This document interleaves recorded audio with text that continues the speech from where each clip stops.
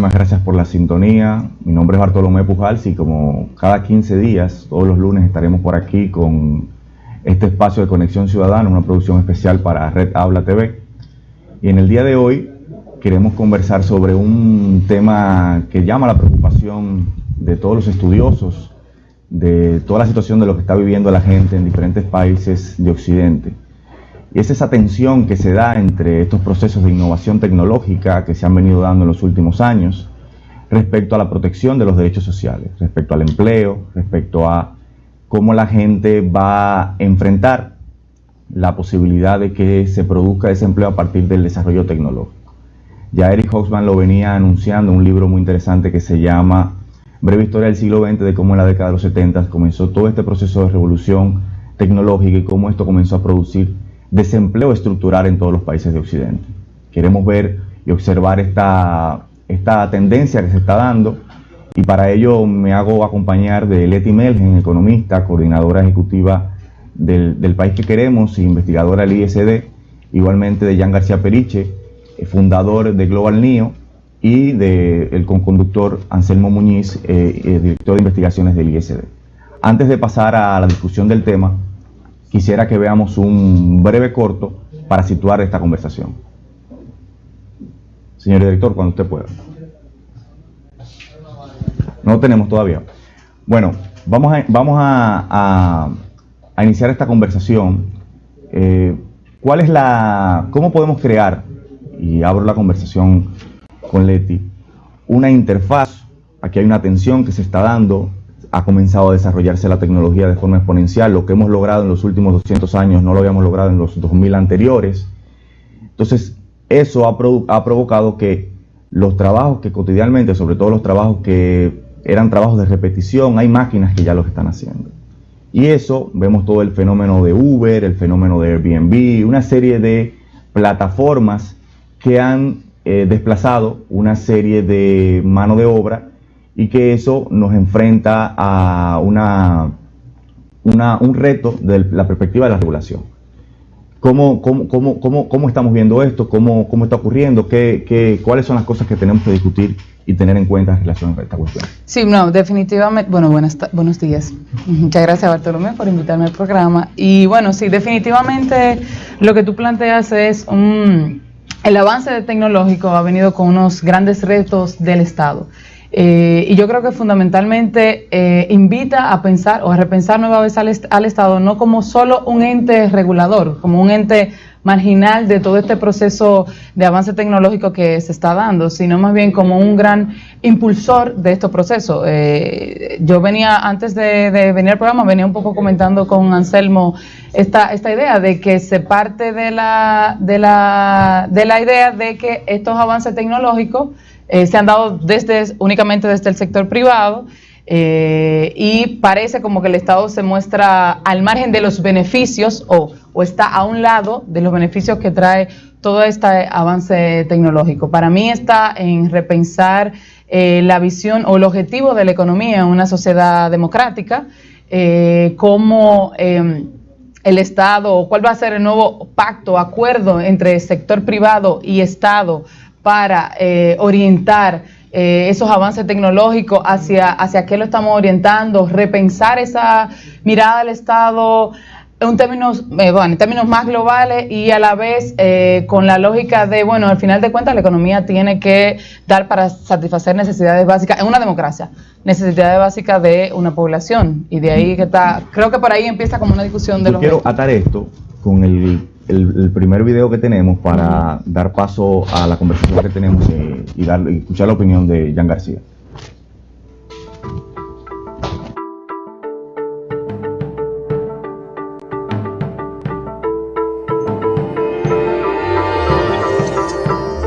Los últimos 200 años ha habido gente preocupada porque el progreso tecnológico y la automatización desembocaran en cifras desorbitadas de desempleo.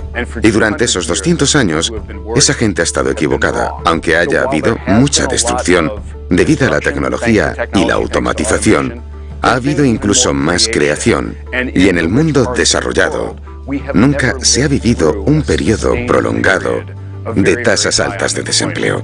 O sea que, basándonos en los últimos 200 años, podemos estar tranquilos sobre lo que va a pasar en el futuro.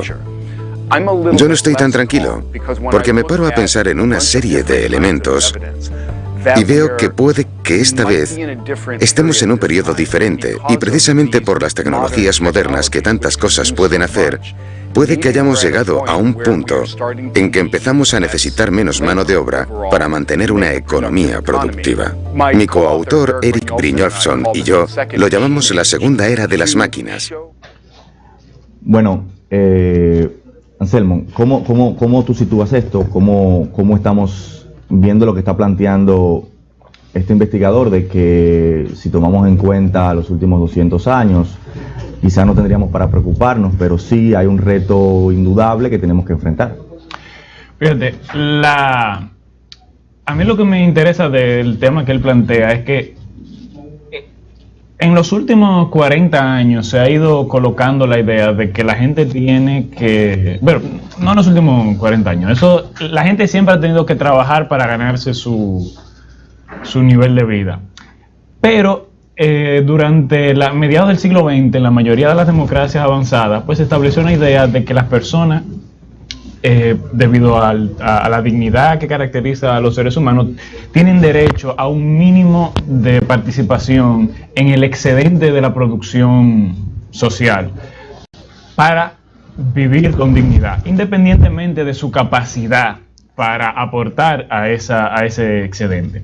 Entonces, en los últimos 40 años se ha ido desmontando esa idea y hemos, de alguna manera u otra, retrocedido a los inicios del capitalismo bajo la idea de que la gente, o sea, se ha ido imponiendo esa idea de que la gente tiene que competir por sus derechos, que tú tienes que ganarte tus derechos, y que si tú no tienes la capacidad de competir bajo unas ciertas normas de productividad, entonces tú eres una persona de segunda clase, un ciudadano de segunda clase, un desecho social, y pues entonces lo que te toca es muy poco. Entonces, lo que los nuevos avances tecnológicos han hecho es agravar eso, o sea, acentuar eso, porque ahora incluso gente que puede tener grado universitario ven su empleo pues a punto de desaparecer. O sea, es decir, incluso los más altos estándares educativos en ciertas áreas se va haciendo cada vez menos necesario el trabajo humano. Entonces la pregunta que se abre es, si eso es así, ¿cómo podemos exigirle a la gente que para tú vivir con dignidad, tú tienes necesariamente que ser competitivo en un mundo donde cada vez es menos el trabajo que se necesita, el trabajo humano? Y por lo tanto, cada vez menos gente van a tener la posibilidad, no importa cuánto tú te fajes, de tener un trabajo altamente remunerado, porque cada vez más tipos de trabajo lo pueden automatizar. Entonces, esa es la pregunta. Porque si la respuesta es, bueno, así es, entonces lo que nos abrimos es a un mundo de precariedad, a un mundo de exclusión, y eso a su vez genera desestabilidad política, violencia y violaciones estructurales de los derechos humanos. Entonces yo creo que ese es el debate al que debemos abrirnos. Bueno, yo quisiera escuchar a Jan, porque lo que parece es que el gran cambio social que hay que pensar es qué hacer con toda esa gente que aparentemente se va a quedar en el camino. Es decir, tú quizás ves esto con más optimismo. Sí. Entonces, ¿qué tú opinas de si hay una tensión real, si es una cuestión de que es una preocupación que se puede sortear? Bueno, definitivamente nosotros ahora mismo estamos viviendo un reto a la magnitud que ninguna generación antes había vivido. O sea, los próximos 30 años va a traer unos cambios más radicales y más profundos en la humanidad y en el mundo, no solamente social, sino obviamente tecnológico, político y económico. Yo soy optimista con el futuro, pero siempre y cuando nosotros podamos reinventar los modelos de gobierno y los modelos que pueda regulatorios. O sea, mira, esto a través de toda la historia, el mundo nunca ha sido estático, todo cambia, pero hemos dado, el cambio usualmente se ha dado en procesos lineales. Sin embargo, a través de que empezó la industrialización, se ha acelerado el cambio, y sobre todo con la digitalización, los cambios han sido mucho más exponenciales. Ahora nos encontramos en una situación donde el porvenir, el escenario del futuro es muy incierto, y dada cada situación de incertidumbre, lo más deseable que uno puede hacer es la habilidad de adaptarse. Entonces, si nosotros no adaptamos nuestro sistema político, nuestro sistema de gobierno a la incertidumbre, esta situación que plantea Anselmo no será beneficiosa para... Hay algo interesante que dice McPhee, que también lo veremos más adelante, es el tema de que estamos en una segunda época de las máquinas. O sea, la revolución industrial, a partir de 1840, hablaba de comenzamos a utilizar la tecnología de otra manera para emplearla en mano de obra, etcétera, etcétera. Pero ahora ya era acompañando la mano de obra humana. Ahora hablamos de el desplazamiento de esa mano de obra. Es decir, pero hay algo que las máquinas no pueden todavía hacer, que son las habilidades sociales, que son la creatividad, que son una cantidad de cosas que todavía le competen al ser humano como tal. ¿Cómo tú encajas, y le hago la pregunta a Aleti, cómo encajamos eso en la República Dominicana, donde se habla que hay un desempleo estructural entre un 14 y un 15%, donde no hay puestos de trabajo, donde hay, es que estamos hablando de un país con una economía, si se quiere, rentista, donde no hay modelo productivo, donde las grandes empresas que tenemos aquí, su mayor espacio de desarrollo comercial es las importaciones. ¿Cómo tú encajas todos estos retos que se están dando cuando aquí ni siquiera hay empleos básicos? Cuando los empleos que hay, entonces son precarios. Cuando hay una situación de base que en los países de Occidente, los países industrializados, ya hace rato que se superó. Sí, mira, yo creo que Dominicana es el ejemplo, o no el ejemplo, puede ser como ese laboratorio de ideas de lo que al principio yo quería plantear con el tema de cómo pensar la economía. O sea, para mí ya hablar del desempleo en Dominicana como un problema social, claro, obviamente es un problema social porque todavía acceder a bienes básicos se da a través del mercado o a través del ingreso que se adquiere a través del mercado de trabajo, pero yo digo que lo que es Dominicana está a la ventana de apostar a otra mirada a sus problemas sociales, aprovechando lo que decía Jan, todos estos avances tecnológicos. O sea, lo que es ya casi una regla que va a ser, es que a futuro los modelos económicos no van a necesitar mano de obra humana. Y por lo tanto, preocuparnos en estos momentos, como sabiendo que a futuro eso ya va a ser algo eminente por el modelo productivo sobre el problema de empleo, entonces como seguir pensando una problemática que ya va a venir de largo plazo. Entonces, mirando el modelo, lo que quiero plantear con eso es que lo que toca para mí en Dominicana es mirar la economía como el gran, digamos, laboratorio. Exacto, pero no es solo el laboratorio, lo que yo quiero decir es que hay que plantear la economía de la República Dominicana, el sistema económico dominicano, de forma tal que su objetivo final sea satisfacer esa necesidad básica. Y que, a sabienda de que aquí el tema de la precarización del trabajo, la pobreza, se ha resuelto con programas sociales, o sea, realmente lo que ha sostenido la cohesión social de alguna forma en la República Dominicana ha sido los programas sociales del gobierno de transferencia condicionada. Dominicana yo creo que está a la puerta de hablar de una renta básica universal. O sea, yo como definitivamente creo en eso, o sea, no creo que aquí se pueda resolver, digamos, emplear plenamente a toda la sociedad, a toda la población que está en edad de trabajar y dispuesta a trabajar. Básicamente Dominicana es una economía de servicios, es una economía muy interconectada, los grandes avances tecnológicos se van a dar acá, precisamente, o sea, y la apuesta debe de ser a plantear una nueva mirada del Estado en la economía, que siempre lo ha estado, porque toda la creación de excedente que se ha dado aquí a partir de finales del siglo XX, finales del siglo XIX, XX, XXI, el modelo de sustitución de importaciones, el modelo de zona franca y turismo, o sea, el modelo de servicios, la industria azucarera, siempre se dio a partir del apoyo y de los incentivos del Estado dominicano.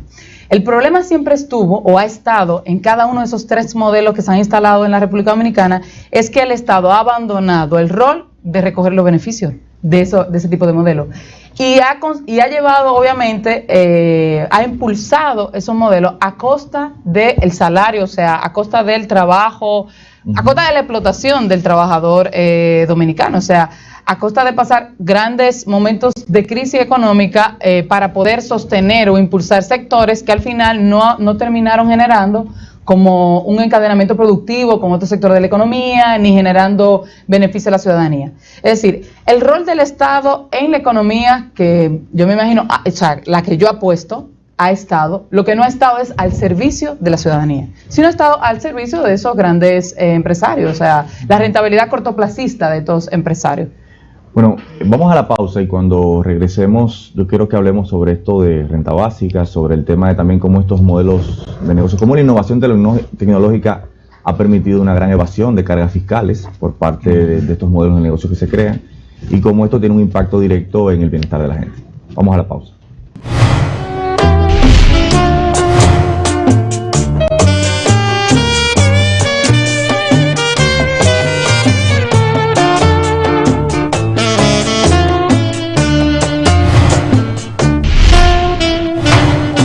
Lo llamamos la segunda era de las máquinas, para marcar la diferencia con la primera era de las máquinas, que fue la época del progreso industrial y el capitalismo industrial. En la segunda era de las máquinas, lo que estamos viendo es que la tecnología es capaz de hacer cosas que creíamos que solo eran ciencia ficción. Pueden conducir coches, pueden pilotar aviones, pueden responder a preguntas mejor que seres humanos bastante preparados. Nos entienden cuando hablamos y reaccionan. Están empezando incluso a diagnosticar enfermedades, algo que se pensaba que era una cualidad exclusivamente humana.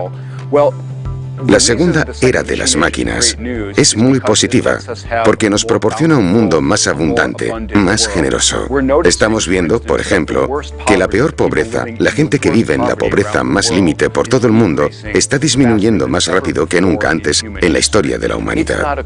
No es coincidencia que esto esté ocurriendo al mismo tiempo que nosotros vivimos una revolución con potentes teléfonos móviles y que por primera vez estamos uniendo a miles de millones de personas en una comunidad mundial interconectada. La mayoría de los aspectos de la salud humana están mejorando rápidamente. Si vemos cuántas... Como vemos, la tecnología, sin la tecnología no estuviésemos aquí. Estamos haciendo televisión digital gracias a la innovación tecnológica. Hay una cantidad de cosas que el ser humano hoy puede hacer que antes no. Muchísimas cosas que podemos lograr, muchísimas cosas que podemos solucionar que antes no. Sin embargo, antes de la pausa hablábamos sobre también este tema de que la innovación tecnológica ha permitido revivir y crear una serie de negocios y de desarrollos comerciales que permiten la evasión fiscal, y sabemos que los sistemas fiscales tienen una utilidad y un objetivo de ayudar a repartir las cargas sociales que existen en una sociedad. Como negocios como Amazon, decíamos, negocios como Airbnb, negocios como Uber. Se habla de la uberización de la economía. Son una de las negocios que lo vemos desde el punto de vista del consumidor como una gran ventaja, pero son a costa de la precarización del trabajo, son a costa de esta evasión fiscal y cada vez existen como menos mecanismos regulatorios por parte de los estados o menos atención del Estado a cuestiones como esta. ¿Cómo lidiar con estas dos tensiones? ¿Cómo armonizarlas? Porque sin lugar a duda hay ventajas para consumidores, pero también una situación para los estados que en términos colectivos genera un gran impacto. No sé, Jan, cómo a ti que te gusta todo este tema del fenómeno de Uber y de todas estas ventajas que se están dando para utilizar la tecnología, ¿cuál es como el punto medio que podemos sacar? Sí, bueno, mira, cuando yo veo, por ejemplo, para entrar en debate y hacer un poco la discusión, a Rafa Mayoral de Podemos siendo el campeón del taxi y haciéndole la guerra a Uber, que fue el gran disruptor de esa industria, que al fin, o sea, mira, Uber más barato, descentralizado, no es vertical. Entonces, el punto que yo quiero hacer básicamente es la digitalización flexibiliza la economía, eso es un hecho.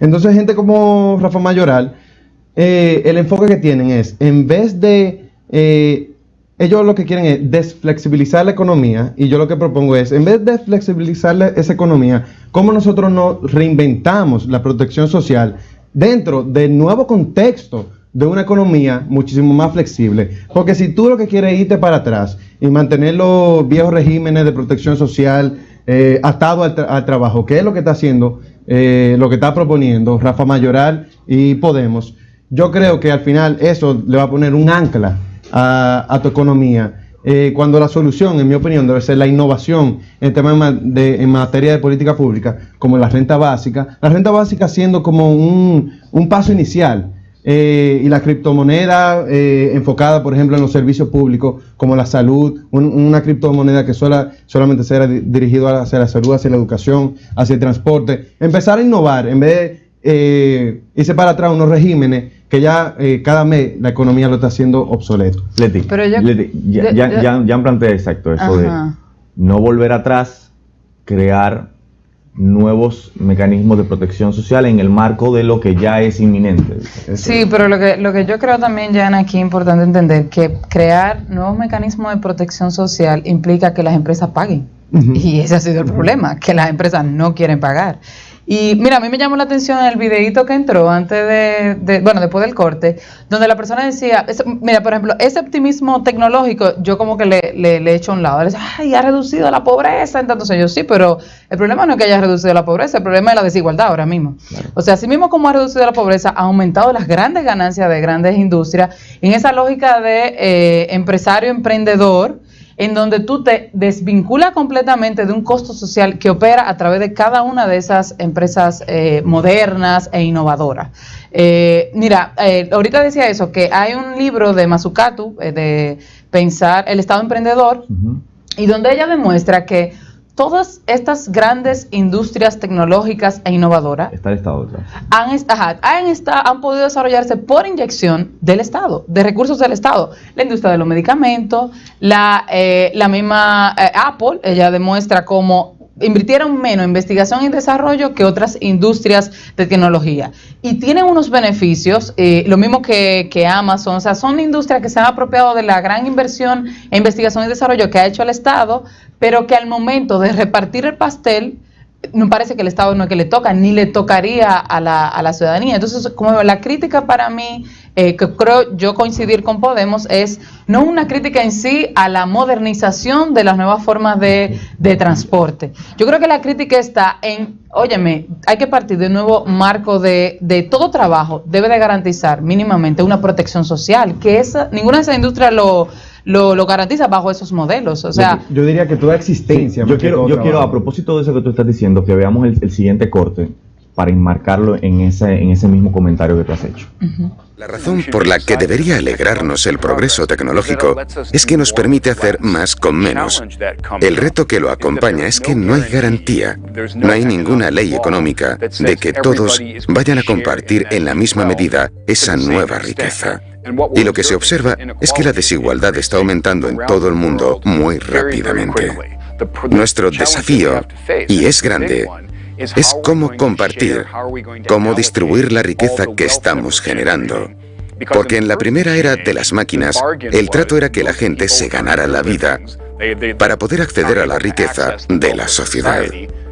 En mi opinión, creo que deberíamos empezar a pensar en eso y prepararnos ya mismo. La gente que se ha visto más directamente amenazada por la nueva y potente tecnología es la gente que está justo en el medio, lo que los estadounidenses llaman la clásica clase media. Aquí hay una palabra clave que es rutinario, hacer muchas veces lo mismo una y otra vez. Y si hay una cosa que la tecnología ya hace muy bien, es el trabajo rutinario, repetir muchas veces lo mismo de manera consistente. Ahora lo que estamos viendo es que la tecnología no se limita a ese medio, a ese trabajo rutinario. Está adquiriendo...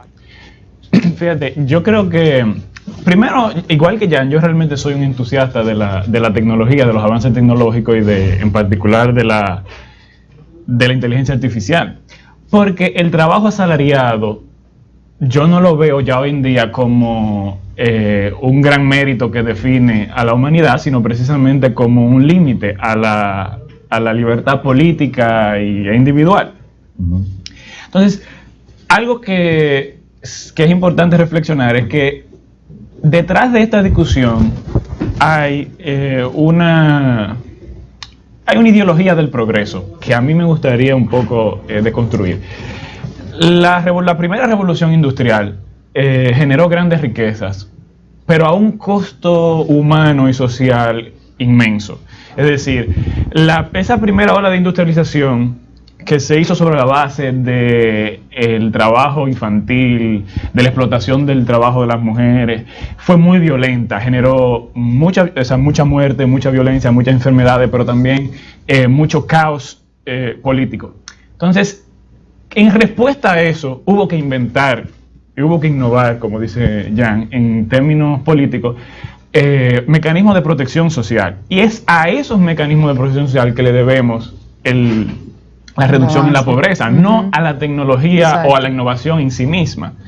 Igual, o sea, en el video el investigador señala el tema de cómo en este periodo de innovación se ha ido reduciendo la pobreza extrema a nivel mundial, pero lo importante señalar aquí es que eso se debe a políticas públicas que han ido redistribuyendo ese gran excedente de producción que tenemos y que hemos ido acumulando a nivel global durante 250 años de industrialización. Entonces, la innovación per se puede resultar o en la cura para un cáncer o en una bomba atómica. Claro. Es decir, que ese no debe ser el foco de la discusión, sino la idea de quién controla la innovación y para qué. En ese sentido, por ejemplo, mi crítica al modelo de Airbnb o de Amazon o de Uber va en la medida justamente en que han empleado herramientas tecnológicas para evadir cargas fiscales, para evadir la carga laboral. En el fondo, incluso yo también preguntaría cuál es la innovación de Uber, porque no es el app lo puede usar cualquier compañía de taxi. Si es la descentralización, eso no es una innovación, eso es de hecho volver a los orígenes del capitalismo, porque el capitalismo no empezó en las grandes industrias, sino en las... los burgos, como le llamaban. Exacto, y en los sweatshops, como le llaman los ingleses, que es el trabajo donde el capitalista le daba el dinero a una familia para que, sobre todo al papá de la familia, para que él, con el trabajo de sus hijos y de sus mujeres, de gratis, le produjera mercancía que después le iba y recogía. Entonces, lo importante para mí es ver, bueno, ciertamente la regulación económica del siglo XX ya no son suficientes, porque ha habido cambios demográficos, sociales, políticos y tecnológicos. Y hay que reinventar la protección social. Yo estoy de acuerdo con que el ingreso universal básico es una de las primeras y más importantes herramientas, porque de lo que se trata, para mí, la oportunidad que se nos abre es de liberarnos del trabajo asalariado como condición de vida. Eso implica entonces liberar las prestaciones, los mecanismos de defensa o de protección social del trabajo. Pero también se nos abre otra gran incógnita. Para mí lo más interesante de todo lo que ha pasado en los últimos años es cómo la información se ha convertido en una de las principales materias primas para generar valor. ¿Y quién controla esa información? Es decir, yo creo que lo que deberíamos estar preguntándonos es cómo vamos a hacer que las compañías que se han lucrado y hecho multimillonarios con nuestra vida, así con la información de nuestra vida, a cambio de nada, porque yo te voy a decir una cosa, lo que hace Facebook de cada individuo cuesta más que el servicio de tú usar la plataforma. Así que nosotros, o sea, las grandes compañías tecnológicas se lucran de la información privada de nosotros y nosotros como usuarios no vemos ningún beneficio. Entonces, esa debe ser para mí el gran debate, es decir, cómo vamos a distribuir parte de esos beneficios entre la gente, que es la que en última instancia genera la información, que es la que da valor, y en segundo lugar, cómo vamos a regular el uso de esa información que se convierte en un peligro político, como lo ha demostrado el uso de las tecnologías en las elecciones de Estados Unidos o en el Brexit y con todo el tema del fake news y la manipulación de campañas. Sí, yo creo que la discusión de la democracia se abre ahí, en garantizar protección social independiente del trabajo y en garantizar participación en los beneficios para la ciudadanía del valor que se genera en la información que nosotros producimos y en el control de cómo se usa esa información en un Estado democrático, de manera tal que pueda seguir innovándose sin abrir con ello espacio al uso o al abuso por parte de esas empresas de esa información. Porque, bueno, sí, mira, sin duda yo estoy de acuerdo que ahí es que entra el tema político. Ahora mismo el que controla la información, el que controla la data, controla el futuro. Y no solamente la información sobre a qué tú le das like, qué es lo que tú compras, qué es lo que tú buscas, esa es solamente la punta del iceberg. Ya en materia 5 o 10 años, cuando ya la biotecnología, que incluso debe ser una conversación más relevante que la inteligencia artificial donde se conecta la inteligencia artificial y la biotecnología, ahí es que está el tema más importante de quién controla el futuro. Por ejemplo, cuando el algoritmo, ahora mismo, incluso te puede conocer primero que tú mismo. Nosotros vivimos en una sociedad patriarcal y machista, entonces para los amigos del colectivo LGBT tienen un tabú muy grande, por ejemplo, para salir del closet, incluso con ellos mismos. Muchísimas personas del colectivo LGBT homosexuales, ellos están en negación con ellos mismos, pero ellos no se lo pueden negar a Amazon, ellos no se lo pueden negar a Google, y sobre todo cuando la información biométrica esté conectada con la inteligencia artificial, ahí ya uno no se va a poder esconder, el algoritmo te va a conocer más que tú mismo. Por ejemplo, cuando tú estés viendo un anuncio y el algoritmo sepa, cuando te dé la mujer y el hombre, para dónde van tus ojos, qué está pasando con tu flujo sanguíneo, con tu corazón. Tú incluso estando reprimido por la sociedad que vivimos, el algoritmo le va a decir a Coca-Cola y le va a decir a Amazon, si tú le quieres vender a este tipo, véndele con el tigre y no con la tipa. Y ese tema es un tema fundamentalmente político. Y bueno, ahí es que entra el debate, yo creo que de la política en el siglo XXI. ¿Sabes qué? Yo, con lo que tú estabas comentando, Anselmo, y también lo que tú estás comentando, Jan, yo creo que lo que sucede es que esa discusión se detiene automáticamente, no pensamos en cuál es el rol del Estado y cuál es como la función de la economía, porque ustedes bien lo dicen, o sea, lo que se avecina una sociedad tecnológica, donde el trabajo ya no va a ser, digamos, la vida no va a depender del trabajo, o sea, no va a ser necesario que trabajemos. Y entonces digo, bueno, pero la discusión ahí es que entonces toca ya pensar la economía no como no como la satisfacción muy individual de las necesidades, sino más bien como una economía que pueda sostener o impulsar ese cambio demográfico que viene, esos nuevos patrones de individuos, de consumo, de necesidades. Como lo que yo quiero plantear con esto es que ya creo que se hace más evidente la vinculación entre un modelo económico y la democracia. O sea, como que porque parecía, como está diciendo, con las reformas neoliberales de los 90, o sea, ya eso parecía que se borró de la discusión. Y este nuevo cambio tecnológico, le digo, cónchale, pero lo que esto está llamando es nueva vez a vincular la democracia con la economía. O sea, como es igual el tema del medio ambiente. Yo creo que a nadie se le ocurre como dejar el tema del cambio climático, claro, al mercado. O sea, ya hay acuerdos globales de cómo los estados tienen que asumir el compromiso del cambio climático. Yo creo que eso hace falta en la parte de lo que responde a la economía. O sea, se debe de plantear ya cuál es el modelo económico para la sociedad del futuro. Vamos a unos compromisos comerciales.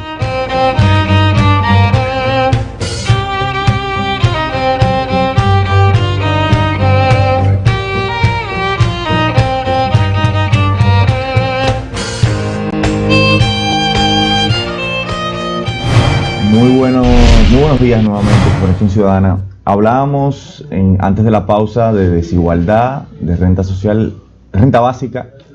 Quisiera que antes de entrar en esa discusión, que me haga acompañar de Leti Melgen, coordinadora ejecutiva del País que Queremos e investigadora del ISD, de Jan García Periche, fundador de Global NIO, y de Anselmo Muñiz, co-conductor, director de investigaciones del ISD, quiero que veamos el último corte, si nuestro director ya lo tiene en queue, para poder iniciar con la conversación de este último bloque. La desigualdad está aumentando en todo el mundo muy rápidamente. Nuestro desafío, y es grande, es cómo compartir, cómo distribuir la riqueza que estamos generando. Porque en la primera era de las máquinas, el trato era que la gente se ganara la vida para poder acceder a la riqueza de la sociedad. En mi opinión, creo que deberíamos empezar a pensar en eso y prepararnos ya mismo. La gente que se ha visto más directamente amenazada por la nueva y potente tecnología es la gente que está justo en el medio, lo que los estadounidenses llaman la clásica clase media. Aquí hay una palabra clave que es rutinario, hacer muchas veces lo mismo una y otra vez. Y si hay una cosa que la tecnología ya hace muy bien, es el trabajo rutinario, repetir muchas veces lo mismo de manera consistente. Ahora lo que estamos viendo es que la tecnología no se limita a ese medio, a ese trabajo rutinario. Está adquiriendo conocimientos mejor remunerados, más cualificados, ofrecer asesoría financiera, confeccionar la declaración de la renta, diagnosticar enfermedades, hacer ingeniería, cosas muy sofisticadas. Pero también está aprendiendo a hacer trabajos más básicos, como tomar nota a un cliente o conducir un coche. Es muy difícil predecir a dónde nos llevarán estas tecnologías. Pero lo que sabemos de momento es que la tecnología puede hacer cosas sorprendentes. Pero hay cosas que la gente sigue haciendo y que a la tecnología aún se le da fatal. Habilidades sociales, interpersonales, talento creativo, sentido común. Se plantea que es el tema de, y lo decía Leti en un momento, bueno, ha reducido la pobreza, pero el principal problema es el tema de la desigualdad, la diferencia de esa gran diferencia que hay entre ricos y pobres. Y como solución a esto, ustedes han planteado todo el tema de la creación de una renta básica. Esto es una discusión que hemos escuchado en muchos otros países de Occidente como propuesta. Quisiera ver si es posible aterrizar eso aquí y sobre todo, porque sé que puede generar algún tipo de confusión, dada la explicación, ¿qué diferencia hay en esto de renta básica frente a estos planes que tiene el gobierno de asistencialismo como solidaridad, etcétera, etcétera, etcétera, que pudieran estar pensados, en principio son vendidos para tratar de compensar la desigualdad o la pobreza que existe en determinado grupo social en la República Dominicana? Sí, mira, la diferencia, o sea, básica entre renta básica universal y los programas solidaridad se basa en esto. El programa solidaridad o de transferencia condicionada, los programas generales de apoyo asistencial del gobierno, parten de la idea de que, bueno, tú eres un individuo, un cliente consumidor de bienes. Entonces, como cliente consumidor de bienes, entonces tú no puedes acceder a esos bienes porque ya sea que no te preparaste, ya sea porque, bueno, te tocó la mala suerte de la vida, lo que sea, y yo como Estado intervengo y te inyecto recursos económicos para que tú te puedas integrar a la dinámica del mercado. O sea, tú pareces un cliente consumidor que está como defectuoso, ahorita lo que mencionaba un poco Anselmo. Mientras que la renta básica universal, la lógica que parte es de, mira, tú eres un ciudadano, un individuo, un humano, y por el simple hecho de que tú eres un humano, te toca una serie de bienes básicos, materiales, para poder sostener. Entonces, la lógica es distinta. Una lógica es reconocerte como un individuo dotado de derechos que se ejercen con esta garantía de bienes. Y la otra lógica es que la culpa es tuya y yo vengo a ayudarte, a asistirte para que te puedas integrar en la vida, para que sea un individuo útil en la vida económica. O sea, no es que yo no es que tú tengas esto como derecho que te toca, sino es como no lo pudiste lograr en la dinámica de mercado y yo entonces te doy un empujoncito. Entonces, esta es como la ideología que hay detrás de cada uno de los programas y ahí es donde está como la diferencia fundamental.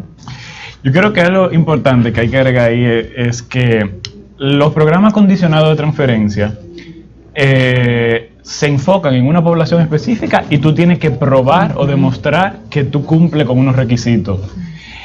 En ese momento, eso le da un poder al funcionario público que es encargado de clasificarte como que sí, que tú calificas para solidaridad. Y eso aquí, en cualquier país del mundo, genera corrupción. Una discrecionalidad que tú no Ese tienes poder forma de auditar. discrecionalidad es abusivo. La renta universal básica, entonces, como te toca porque sí, porque tú eres ciudadano de este país, punto, tú no tienes que cumplir ningún requisito, entonces le quita esa discrecionalidad. Pero también hay otro aspecto importante. Una de las críticas que se hace tanto a los programas condicionados como a la renta básica es, bueno, pero entonces la gente no va a trabajar. Venimos discutiendo de que cada vez más se hace menos necesario el trabajo y que hay menos puestos de trabajo, por lo tanto, garantizar derechos solo si tú trabajas es contraproducente cuando tú tienes 8.000 millones de personas y nada más hay trabajo para un 30% de ellos cuando lleguen a la adultez. Pero segundo, no es cierto que la gente se queda vagando. En los países y en los lugares donde se han hecho programas pilotos, porque ciertamente la renta universal básica no es una realidad en ningún país del mundo, donde se ha hecho un programa piloto, lo que se demuestra es que aumenta el emprendedurismo, mejoran los indicadores sociales porque la gente entonces se ve, se desprende de una serie de problemas, se invierte más en los hijos, realmente la sociedad o la zona donde se ha aplicado se convierte en una zona más productora de riqueza incluso. Y lo tercero, que es que los programas condicionados dejan fuera muchísima gente. Por ejemplo, la depresión es la principal causa de discapacidad laboral en el mundo y en prácticamente ningún país del mundo. Tener depresión es una causa para tú estar en un programa condicionado. Entonces, sin embargo, tú tienes una persona con una probable causa de discapacidad laboral a la cual tú quieres obligar a trabajar. Luego, cuando esa persona va al trabajo y no puede cumplir con el trabajo, entonces la penalizas por estar enferma. Entonces, ese es el problema de los programas condicionales. Pero voy más allá y está el tema de que el ingreso universal básico entonces constituye el único mecanismo de generar demanda agregada en un mundo en el que el desempleo estructural solo va a ir en aumento. Y explica eso, demanda agregada, ¿qué implica? Una de las condiciones básicas para el crecimiento aún modesto del capitalismo o de una economía capitalista es que haya capacidad de consumo en la población. Si la capacidad de consumo depende de que la mayoría de las personas en edad de trabajo estén empleadas o de que los que estén empleados en su mayoría ganen lo suficiente para mantener a 4 o 5 miembros de su familia, como es el modelo del siglo XX, entonces tú necesitas una sociedad de pleno empleo para que haya consumo, para que haya inversión y se venda lo que se produce. Sin embargo, si lo que estamos diciendo es que ese pleno empleo cada vez se ve más lejos y cada vez va a haber más personas, ya familias completas, desempleada, entonces esa gente no tendrían cómo consumir, y si no tienen cómo consumir, entonces se va a parar la inversión, se va a parar incluso la innovación y las grandes empresas van a quebrar. Entonces la única forma de lograr que eso no pase es tú distribuir entre la población un ingreso que le permita a todo el mundo mantener un nivel de consumo para consumir los bienes y servicios que se producen. Jan, Leti, en 40 segundos unas conclusiones finales porque ya el tiempo es inclemente y tenemos que irnos. Bueno, sin duda yo estoy de acuerdo que la protección social en estos tiempos de la digitalización deben de ser universales, porque hoy en día la desigualdad no solamente se va a dar en materia económica, o sea, mira, así como en los tiempos feudales se dividió la sociedad entre esclavista y esclavo, en los tiempos industriales entre proletario y burgués, hoy en día con la inteligencia artificial y con la biotecnología, la sociedad no solamente se pudiera dividir en clases, sino en especies. Y es un tema que pudiéramos abarcar en otro programa. Y sin duda que la universalidad de los derechos es quizá la clave muy importante para poder mitigar esa gran desigualdad. Sí, yo creo que los avances tecnológicos entonces nos llaman a preguntarnos de un nuevo estado en la economía, un nuevo rol, una nueva visión de la economía, nuevos acuerdos del Estado, sector privado, nuevos acuerdos del Estado y la ciudadanía. Y a mí me parece positivo el avance tecnológico y creo que países como la República Dominicana pueden superar barreras que han parecido, en términos sociales, que parecen como históricas. Lo que toca es entonces el Estado al servicio de su gente, de la ciudadanía. Leti, Jan, Anselmo, muchísimas gracias por la compañía, y en Conexión Ciudadana nos estaremos viendo no el próximo lunes, dentro de 15 días, hablando sobre estos temas que conectan contigo. Muchísimas gracias por la sintonía.